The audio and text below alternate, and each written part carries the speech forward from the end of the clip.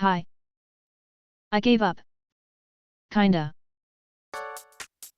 So I have been playing Ingrid in Street Fighter 6 for about a month and a half. And I have been trapped in Diamond's elo hell for that whole time. I am, as of right now, trapped in Diamond 2. But I wouldn't be surprised if I ended up bouncing between Diamond 2 and Diamond 3, or even worse, between Diamond 1 and Diamond 2 in a week. Climbing is becoming insufferable. Sometimes I feel like I do have control. I understand what my enemy wants to do, and predict it and act correctly. And then others I feel like I'm either in a blender or playing a one-sided match. Not because the enemy isn't playing, but because they are not playing Street Fighter. They bounce around, try to throw fireballs stupidly, and clip me out of nowhere. That's before I just breathe in, calm down, anti-air, and end up winning. But not before losing a game, and thus part of my points. I am not having fun, and that is a problem. I did not start this journey to Masters ever thinking, this is going to hurt.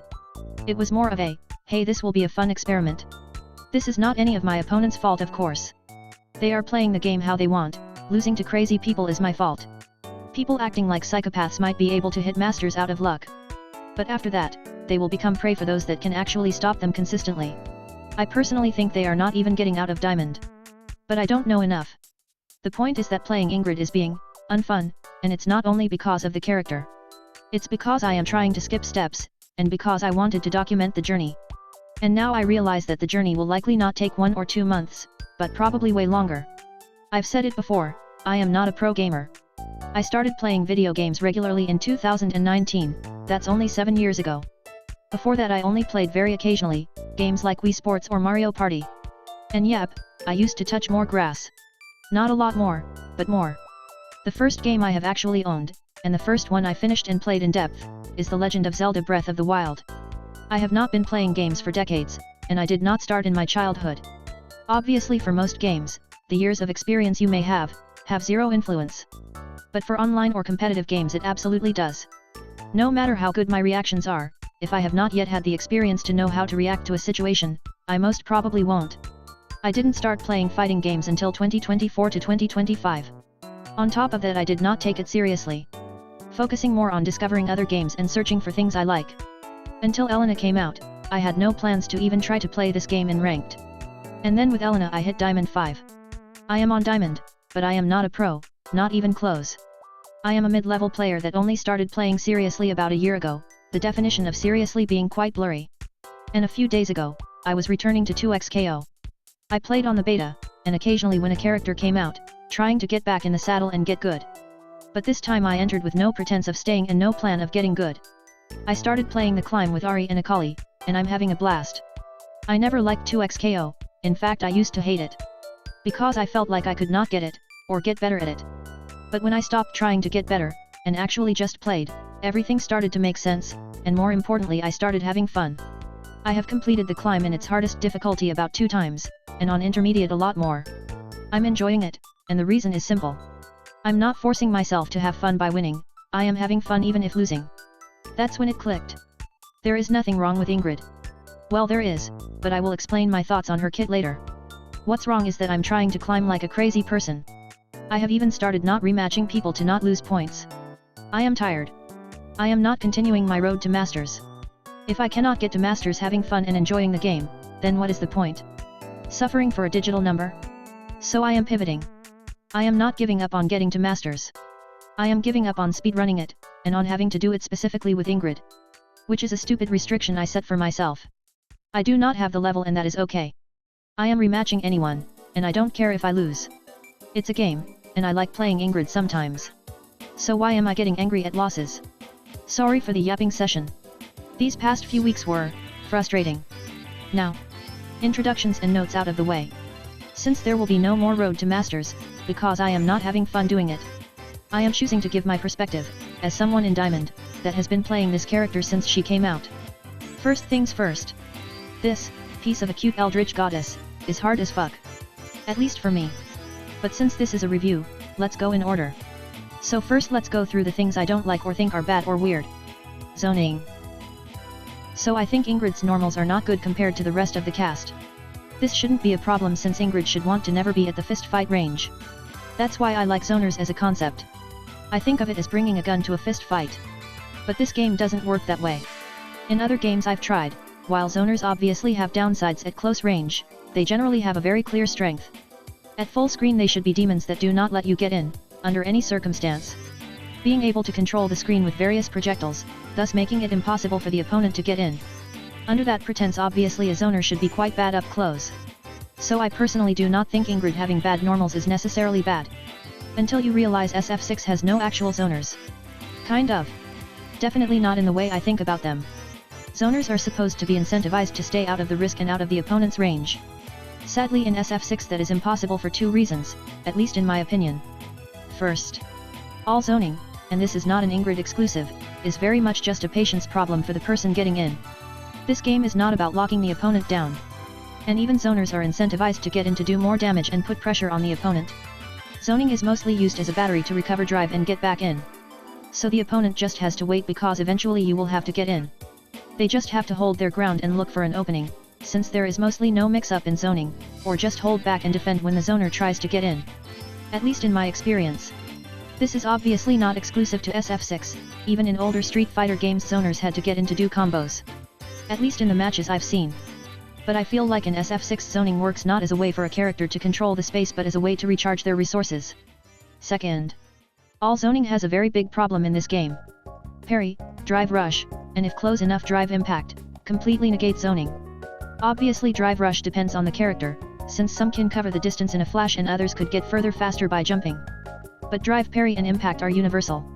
Zoners cannot physically zone at mid-range. Because doing so, means being killed by drive impact. And if they are far away the enemy can either just hold parry, or if good enough perfect parry the fireball to get in by drive rushing. As a summary all zoning in this game is used as a battery, which is not a problem in itself. It just means my fantasy of what I thought zoning meant is just a lie, that is very much a me problem. But even if I accept that zoning is not what I expected, and maybe that zoning was not for me like I thought. Ingrid's zoning is not that good. Ingrid has a hard time zoning, at least for me. If she is a zoner, zoning should be the easier thing to do. But it is not. Even though she has a fireball that covers the air it is most times easy to get in while Ingrid is zoning. Using the system mechanics, and if you have it, a fireball of your own, ensures that she will not be able to get stocks or keep you at a distance. Ingrid has a very hard time getting distance from the opponent, her back teleport is punishable. And most of her combos do not leave the enemy far away enough to set good zoning. Or at least my idea of good zoning. If the enemy has an anti-fireball tool, you can just kiss your zoning goodbye for that match because you will not be able to use it. In games like Grand Blue and Guilty Gear, zoning feels much better to use. But once again that might have been my expectations, I still like Ingrid for other reasons. Defense. I need someone to explain to me why I felt like I had more ways to defend with a character with no EX reversal, than with a character with one. Ingrid's defense feels very wrong, but it could be because I am using it more than with other characters, I will explain why later. She has one anti-air, being 236 LK, or quarter circle forward light kick. She supposedly has a normal anti-air, which is back heavy punch, but I've had a 0% success rate using it online. I mentioned she has an EX reversal. And you might think, can't that be used as an anti-air? No, it can't. It is not a DP, it is a new take on JP's Amnesia. The problem is that it is worse than Amnesia. It does always the same damage, cannot lead into mix-up or combo, and it has a weird habit of simply not working. If the enemy hits Ingrid as she is doing it, but they recover and block in time when the reversal itself happens, it gets blocked and you lose your turn. I think there are some instances where it is a punish, so if you use it, you have to be very sure the enemy is going to do a grounded move and that you are not going to drop it. The EX version is instant and invincible to throws and the normal one has 6 frames of startup and is not invincible to throws. But at least she has access to the same universal reversals as the rest of the cast, right? Yes, and no. Ingrid does have an invincible level 1. Like all level 1s, it is not immune to projectiles. And by the way it looks, you would think it works as a good anti-air. I mean she is spinning mid-air, it surely also hits behind her. No it doesn't. And as an anti-air is not even reliable. On top of that it is not that damaging unless you are using stocks, so as a combo tool it has niche uses, basically being to end rounds. Her level 2 is not invincible. But what about her level 3? Surely that one can be used reliably to defend yourself from pressure or predicting your opponent hitting things, right? No, because obviously not. Her level 3 is the slowest I've seen from the cast by far. If the enemy is doing a light string you cannot punish it. If your enemy has a good enough medium it is an egregious risk. So it only works against heavies. It can hit people throwing a fireball, but you better do it on time. Or the enemy will block it, drive rush at you, and you will die. Any character with good pressure, so basically more than half the cast, can easily put Ingrid in situations where she can literally do nothing but block and wait. Some have such a good rushdown that Ingrid can be completely locked down from even playing the game at all. So her combos are good, right? Well, combo routes. Sadly, I do not have a lot of knowledge on this, since I am just starting to learn this aspect of the game, but this is what I have noticed. You might have heard that Ingrid does a lot of damage. And she does, under very specific sets of circumstances that can only happen if she is already dominating the match. Most of her most damaging routes require stocks, and like I explained, some characters can stop her from getting them, either by rushing her down or outzoning her. Ingrid has a hard time poking because most of the cast has farther and better poking normals than her. This means that getting that opening hit is very difficult for her. Ingrid has a hard time extending her combos if she doesn't have stocks. She relies on her 2 stock beams to do her damaging routes. And at some points it can be very frustrating. I could not combo into level 3 in most of the situations I wanted to. I always have to end the combo early because I have to cancel a normal. Since the only specials that can cancel into level 3 on hit are Fireball, with the smallest cancel window known to man. Any of the beams, although not all of them under all circumstances. An EX spin, that does work every time you manage to hit it. Actually I have not been using EX spin nearly enough, but that's just me. Her level 3 is so slow that you cannot cancel into it from all situations or any and all hits. Which makes it unreliable as both a defense option and a combo tool. I seriously don't get what it's used for. Her most flashy and frankly best combos come from using level 2. This is JP's level 2 but worse. It does not offer much mix-up inside the super itself, instead you have to figure out if after activating it on block, Ingrid will do low, overhead or throw. Although overhead doesn't give you a combo, unless it is a counter hit, if you figure it out correctly you don't lose health. If you don't she can get a combo. Level 2 combos are, very much freestyle. I personally use it to get stocks and not much more because her spins have a very bad tendency to whiff. And they whiff on various combos, not only on her level 2. There is this route that requires 2 stocks that is a bit of a risk at times. To summarize, her combos are very limited to the specific amount of stocks she has, and the hit you managed to get. Like Jury, but once again, worse. But unlike Jury, most of her combos do not end in good enough Oki to give her stocks and keep the pressure, nor can she get them mid-combo without super. Matchups. Ingrid has a bad matchup against more than half of the cast.